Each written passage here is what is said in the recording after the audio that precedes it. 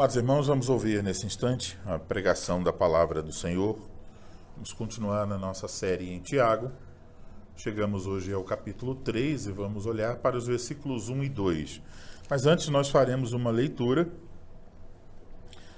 no capítulo 1 de Tiago, os versículos 26 e 27.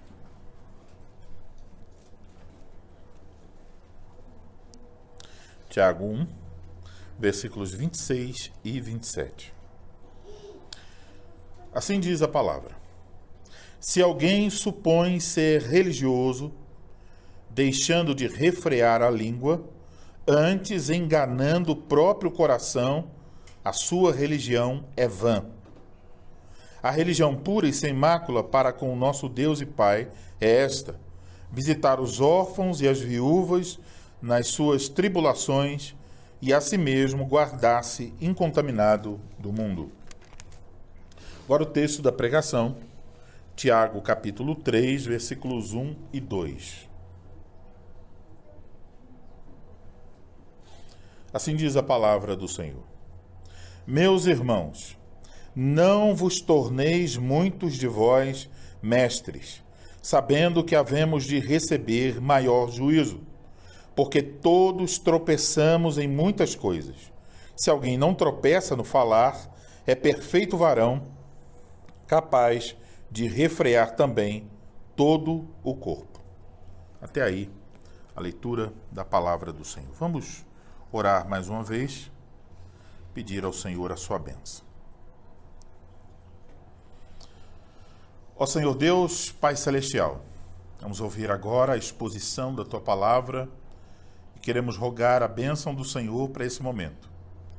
Que o Senhor, por sua misericórdia, use aquele que há de falar para que ele o faça com fidelidade, o faça no poder do Espírito Santo, com a sabedoria que o Senhor dá, e que nós todos sejamos fortalecidos, corrigidos, instruídos, encorajados pela palavra do Senhor.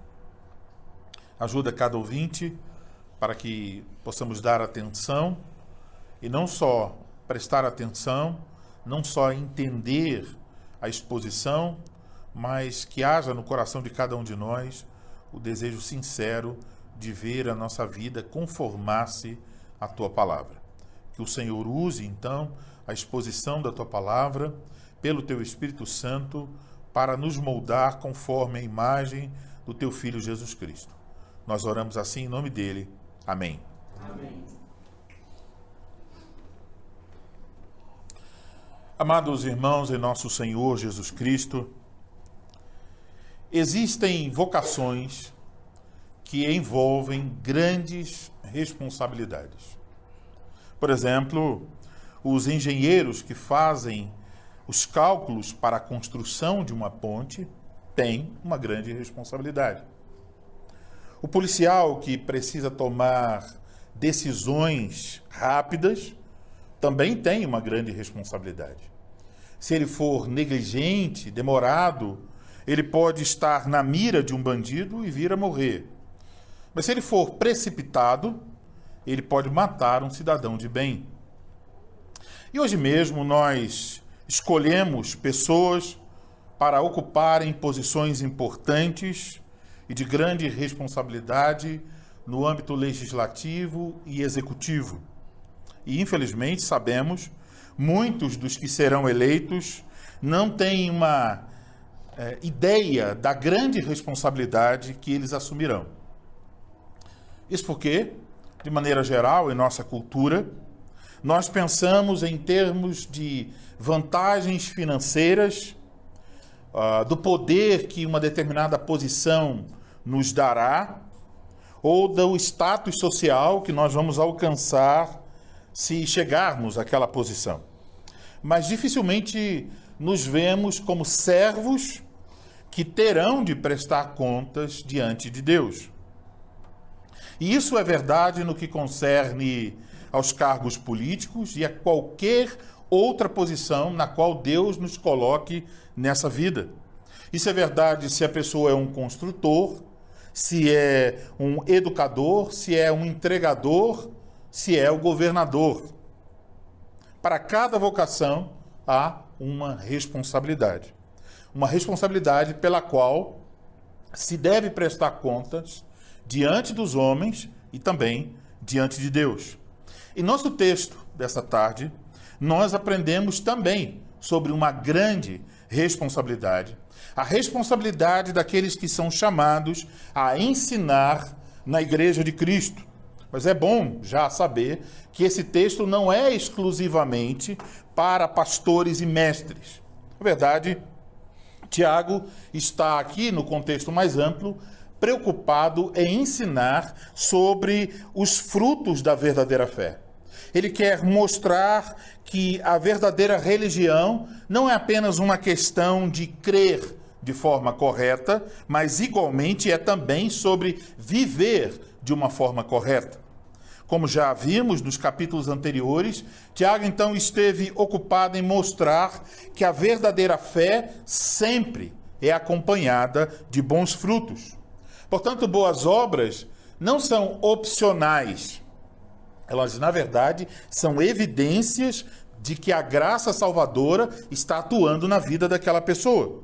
Por isso, no final do capítulo 1, os versículos que lemos há pouco, 26 e 27, Tiago listou 3 características de um verdadeiro crente.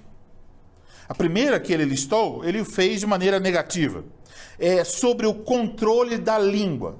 Alguém salvo é alguém que controla a sua língua. E este é o assunto de todo o capítulo de número 3.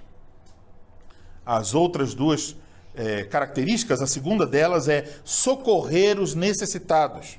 Espero que vocês lembrem que este foi o assunto do capítulo 2 de Tiago, falando sobre favoritismo e falando sobre demonstrar amor aos irmãos de formas práticas.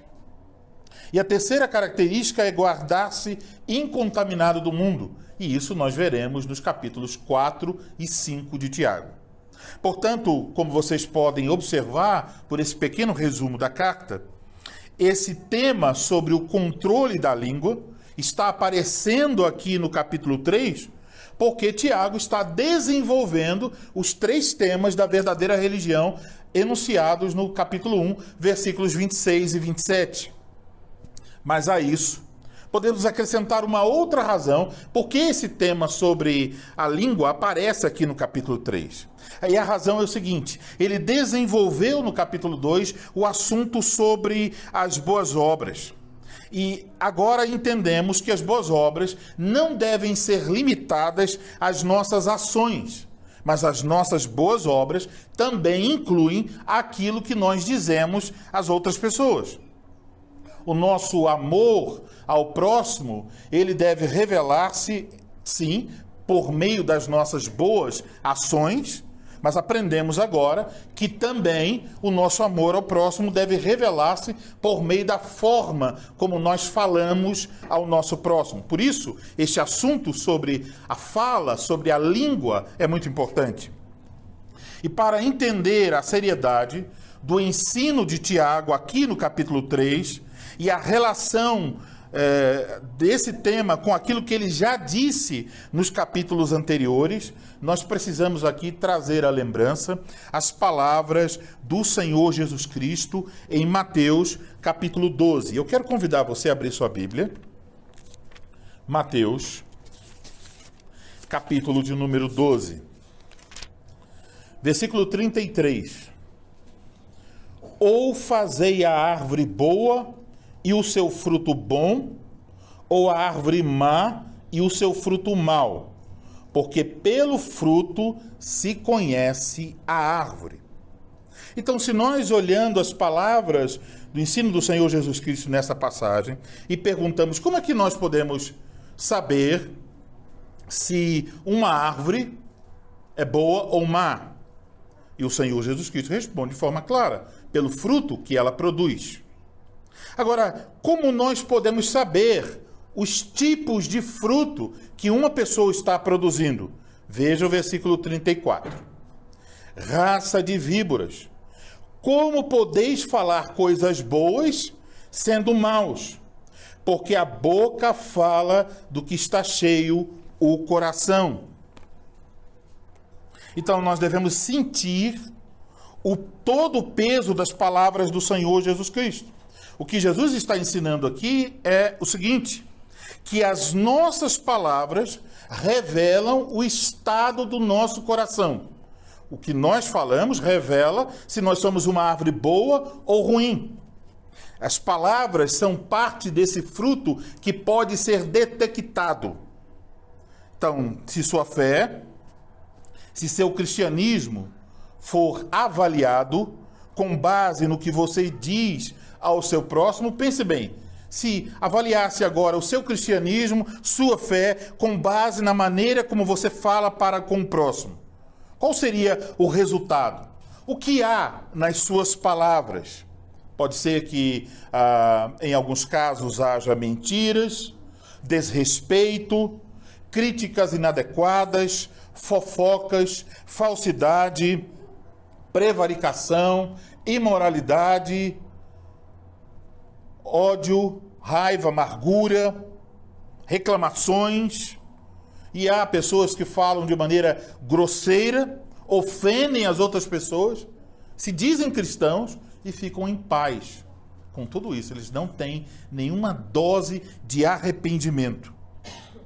A grande pergunta é: o que suas palavras revelam sobre o seu coração? Ao olhar para o ensino de Tiago sobre este assunto, provavelmente então somos logo obrigados a chegar a uma conclusão de que todos nós precisamos rogar por mais graça para que nós sejamos capazes de controlar a nossa língua. Por outro lado, os que possuem um padrão pecaminoso de fala, isso pode ser um indicativo para algumas pessoas de que aquela pessoa que fala sem nenhum cuidado, que tem uma fala pecaminosa e constante, que essa pessoa ainda precisa ser alcançada pela graça salvadora. A árvore má produz frutos ruins. A árvore boa produz bons frutos. E o que essa árvore produz sai do seu coração. Ninguém sendo mau vai falar palavras boas. E quem está salvo haverá de falar palavras boas. Então, a questão surge mais uma vez. O que sua maneira de falar revela sobre sua condição espiritual? Isso é, então, um contexto que nós devemos ter em mente quando nós nos aproximamos do capítulo 3 de Tiago. Agora, então, que nós temos uma ideia geral sobre este assunto que Tiago está tratando no capítulo 3, a primeira pergunta que nós devemos fazer é a seguinte: por que Tiago começa este assunto sobre a forma de falar mencionando os mestres? Veja, nosso texto começa da seguinte forma: meus irmãos, não vos torneis muitos de vós mestres. Porque Tiago começa o assunto sobre a língua a partir de tratar algo a respeito dos mestres. E a resposta é bem simples. Porque sobre aqueles que ensinam a fé cristã pesa uma grande responsabilidade. As palavras de pastores e mestres têm uma certa importância. A Escritura nos ensina, então, que Deus concede à sua igreja certos homens com dons para servirem como pastores e mestres. Qual é a responsabilidade deles? É pregar e ensinar a palavra de Deus com fidelidade. É por esse meio, então, que Deus, por meio da pregação e do ensino, Deus, então, traz os pecadores ao arrependimento e à fé.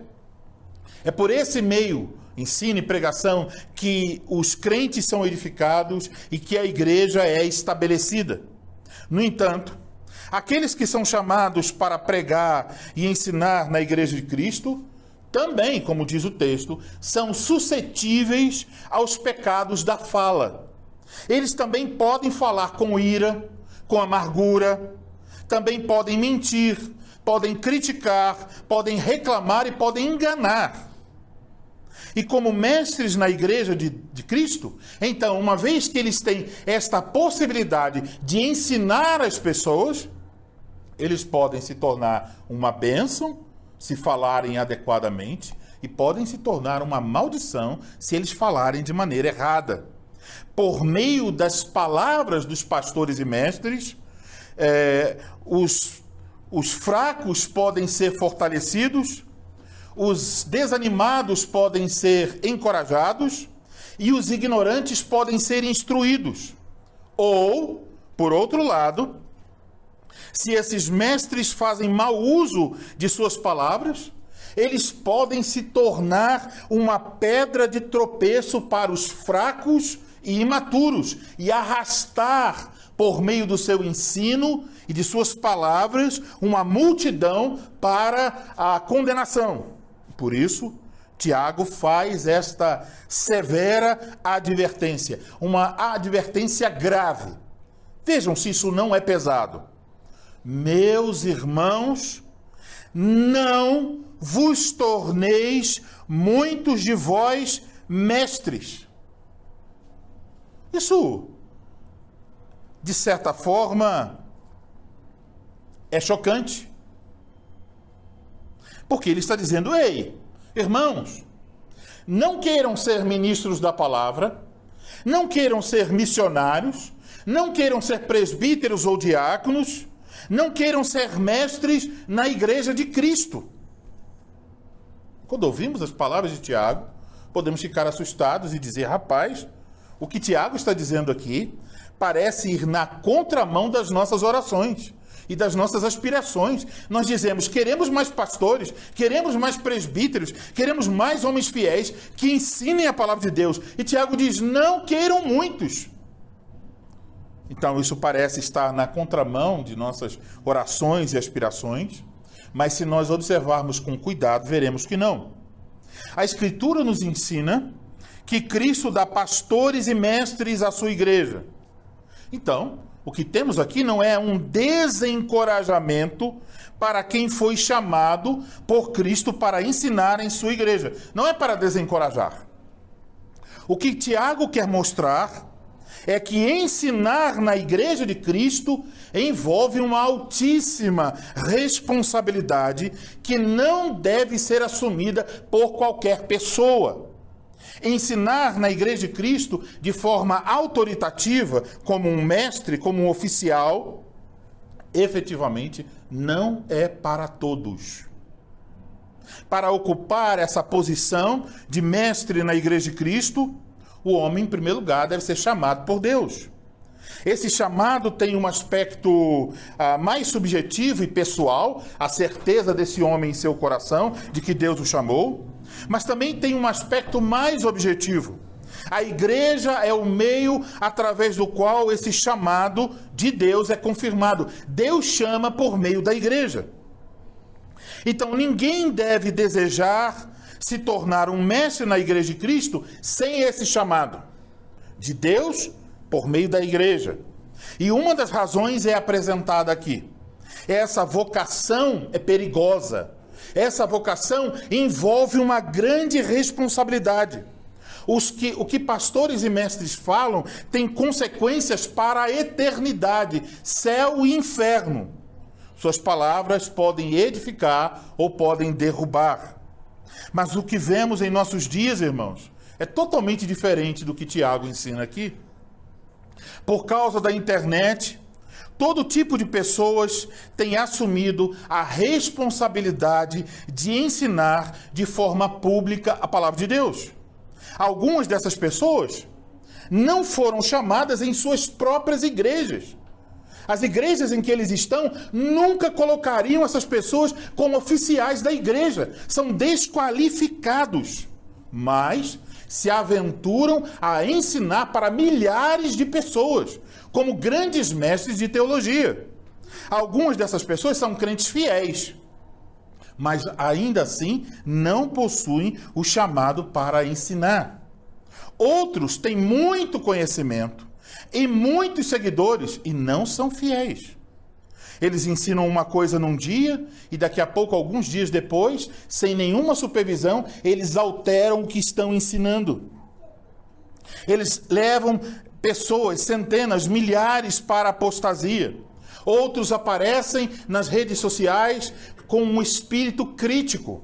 Eles criticam os pastores, eles criticam as igrejas, mas se eles fossem pastoreados, em muitos casos, eles não conseguem governar nem a própria casa. Homens que vão para a internet criticar as igrejas, os pastores, e não conseguem manter o próprio casamento. Já se divorciaram uma, duas ou mais. Há todo tipo de erro. E esses mestres brincam com palavras como se não houvesse nenhuma consequência. Mas Tiago está nos ensinando que na Igreja de Cristo, ensinar na Igreja de Cristo é algo perigoso. Ele diz que os mestres incorrerão em um julgamento mais rigoroso. Os mestres na Igreja de Cristo estão ensinando sob o olhar atento do Supremo Juiz. E um dia, eles serão julgados, ainda nessa vida e principalmente no futuro. E serão julgados, diz Tiago, por um padrão mais elevado. Mais elevado. De forma mais rigorosa, eles serão julgados. E se você olha para a Escritura, verá que aqueles que tiveram uma posição de ensino, de liderança, sempre são mais cobrados.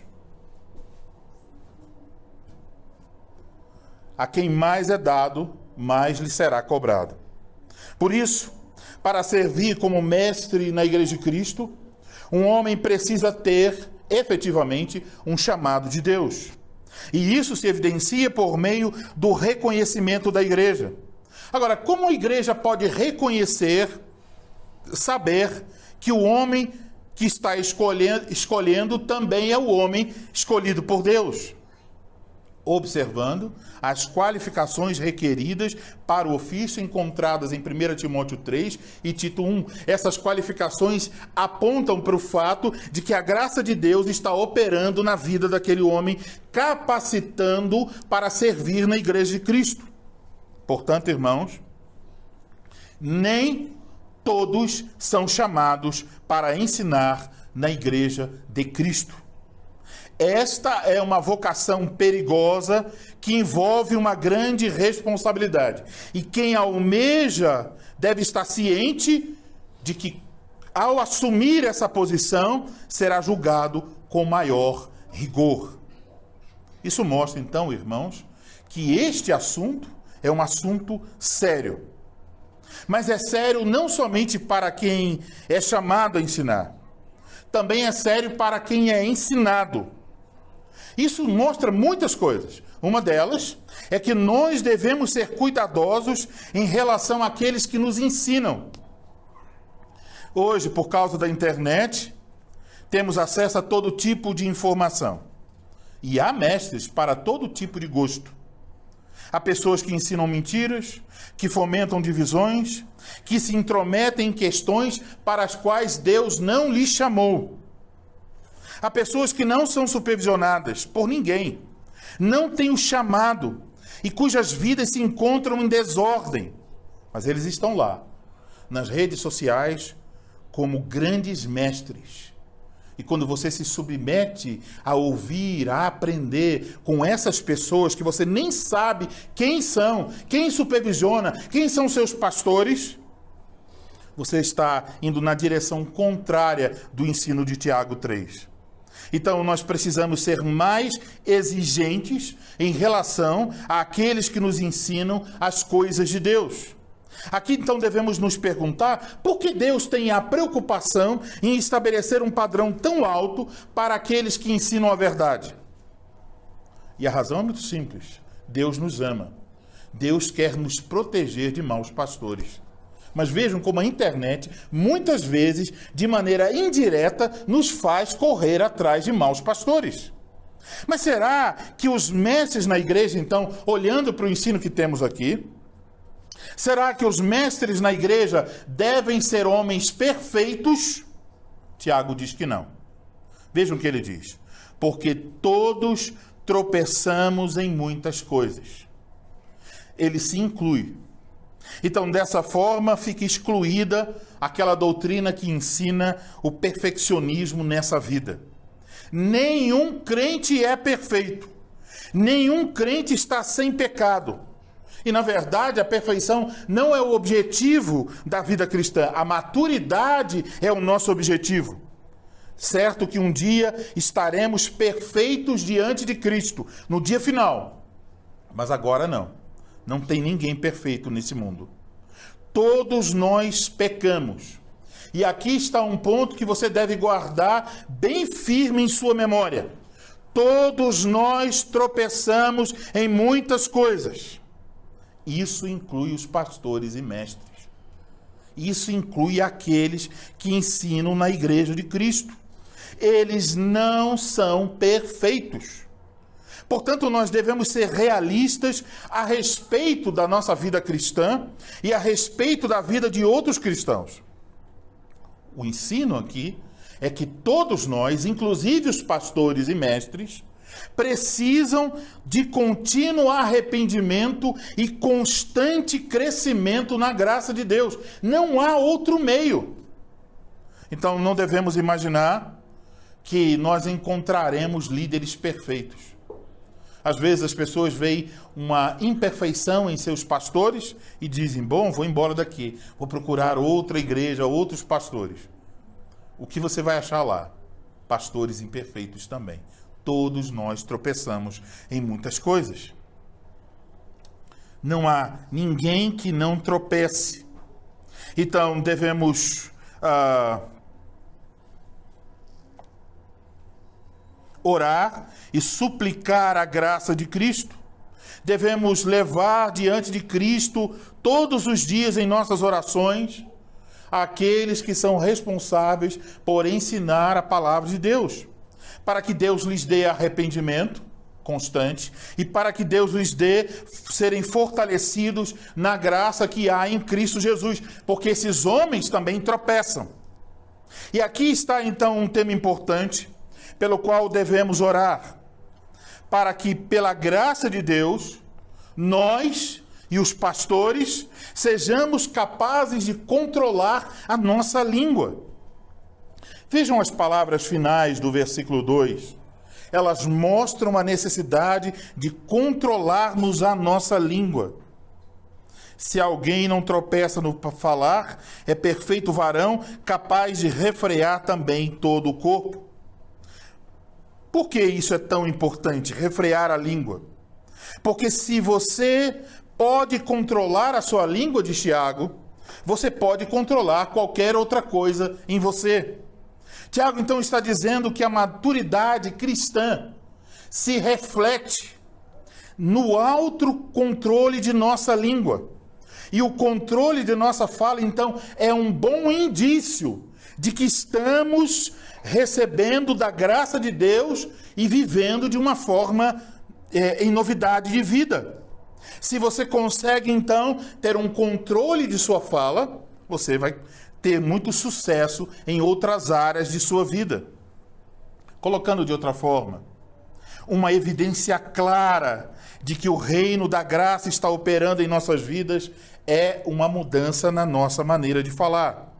Vejam o que diz Efésios 4:29. A Escritura diz, não saia da vossa boca nenhuma palavra torpe, e sim unicamente a que for boa para a edificação, conforme a necessidade, e assim transmita graça aos que ouvem.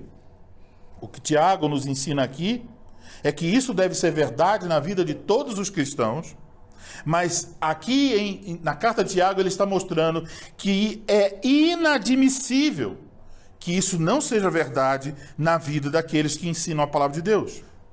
Os pastores e mestres só devem falar palavras para a edificação. Só devem falar palavras que transmitem graça a quem ouvem. Portanto, pastores e mestres não devem usar a sua capacidade, os seus dons de falar para dominar as pessoas, para abusar delas, para feri-las e para destruí-las. E isso é muito comum Infelizmente, o ensino e a pregação não são meios de o ministro da palavra, o presbítero ou qualquer outra pessoa que está ensinando, descarregar a sua raiva, as suas frustrações, as suas críticas sobre a congregação. A pregação não é sobre os sentimentos do pregador, mas é sobre o poder do Evangelho. Irmãos, eu quero concluir destacando mais uma vez que o objetivo de Tiago não é desanimar quem deseja servir no ensino ao povo de Deus. Entenda bem, se perfeição fosse requerida, eu não poderia ocupar essa posição. Mas eu espero que todos nós cheguemos à seguinte conclusão.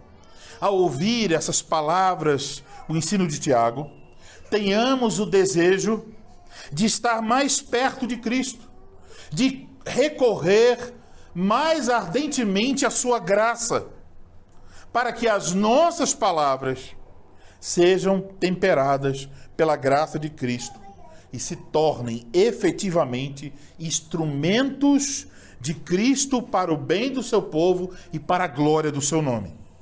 E espero que vocês estejam encorajados a recorrer a esta graça.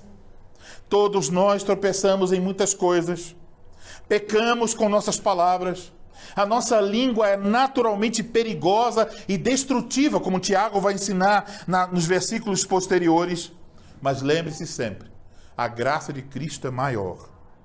Podemos lutar contra os pecados da língua e em Cristo podemos aprender a falar de uma forma mais edificante.